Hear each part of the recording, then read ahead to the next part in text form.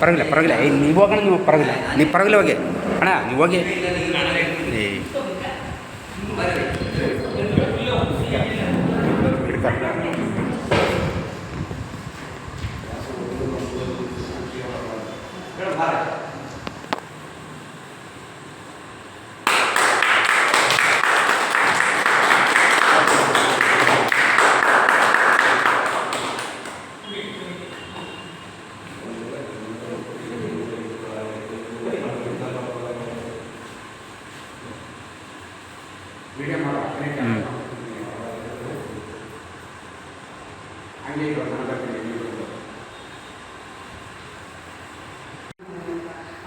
ಅಬ್ದುಲ್ ಮಾಲಿಕ್ ಇದ್ದಾರೆ, ಬಾಲಗಂಡ ಇದ್ದಾರೆ, ಬ್ರಹ್ಮಾನಂದ ಸರ್ಕಾರ, ಈ ಥರ ಪ್ರೋತ್ಸಾಹ ಇದೆಯಲ್ಲ ನೋಡಿ.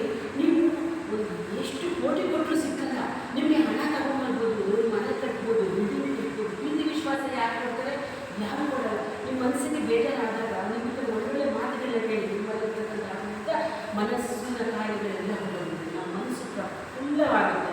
ಸೊ ಈ ಥರದೆಲ್ಲ ಕೆಲಸ ನಮ್ಮ ರಾಜು ಕಲ್ತ್ಕೊಂಡು ಒಟ್ಟಿಗೆ ಒಂದು ನೀರದು ಆಡುವ ಬಾಲ್ಯನಾಟದ ಮಗ ಥರ ನಿಮಗೆಲ್ಲ ಎಲ್ಲರಿಗೂ ನಾನು ಭಾವಿಸ್ತೀನಿ. ಆ ಥರ ಶಕ್ತಿ ತುಂಬಿಕೊಂಡು ಎಲ್ಲ ಕಾರ್ಯಕ್ರಮದಲ್ಲಿ ಮುಂಚೂಣಿಯಲ್ಲಿ.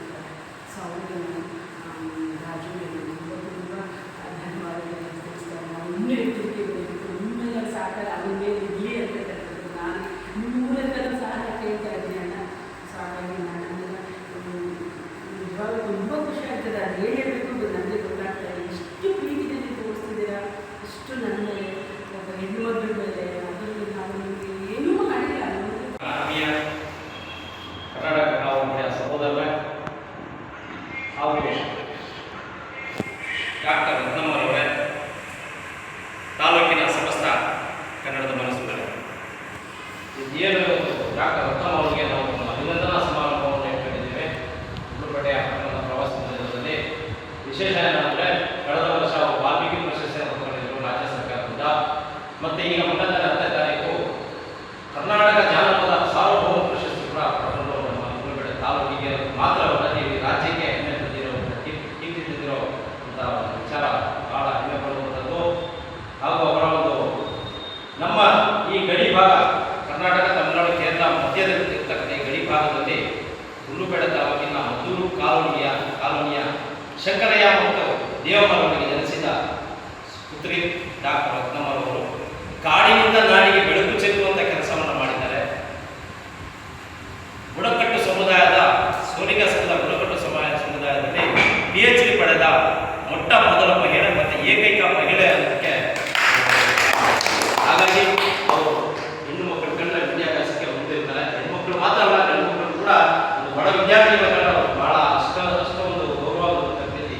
ಬಡವರು ಕಂಡ ಬಹಳ ಒಂದು ಪ್ರೀತಿ. ಯಾರು ಹಸುವಿನಿಂದ ಇರಬಾರ್ದು ಮತ್ತು ಈ ವಿದ್ಯಾಭ್ಯಾಸದಿಂದ ನಿದ್ದೆ ಇರಬಾರ್ದು ಅನ್ನೋ ಒಂದು ದೂರದೃಷ್ಟಿಯಿಂದ ಆ ಒಂದು ಕೆಲಸವನ್ನು ಮಾಡ್ತಾ ಇದ್ದಾರೆ. ಅವರಿಗೆ ಆ ಸೃಷ್ಟಿಕರ್ತನಾದ ಭಗವಂತ ಅವರಿಗೆ ಆಯುಷ್ ಆರೋಗ್ಯವನ್ನು ಕರುಣಿಸಲಿ. ಇನ್ನೂ ಹೆಚ್ಚು ಹೆಚ್ಚು ಪ್ರಶಸ್ತಿಗಳನ್ನು ಪಡೆದು ರಾಷ್ಟ್ರ ಮಟ್ಟ ಅಲ್ಲದೆ ಅಂತಾರಾಷ್ಟ್ರೀಯ ಮಟ್ಟದಲ್ಲಿ ಅವರು ವಿಕಸಿಸಿ ಹೆಚ್ಚು ಹೆಚ್ಚು ಪ್ರಶಸ್ತಿಯನ್ನು ಪಡೆದು ಇಡೀ ರಾಜ್ಯಕ್ಕೆ ಅವರು ನಮಗೆ ಕೀರ್ತಿ ತರುವಂಥ ಕೆಲಸವನ್ನು ಮಾಡಲಿ ಅಂತ ಹೇಳುವ ಮೂಲಕ ಈ ಕಾರ್ಯಕ್ರಮ ಉದ್ದೇಶ ಅವಕಾಶ ಎಲ್ಲರಿಗೂ ಎರಡು ಮಾತು ಮುಗಿಸ್ತಾ ಇದ್ದೇನೆ. ಜೈ ಭಾರತ್, ಜೈ ಕರ್ನಾಟಕ.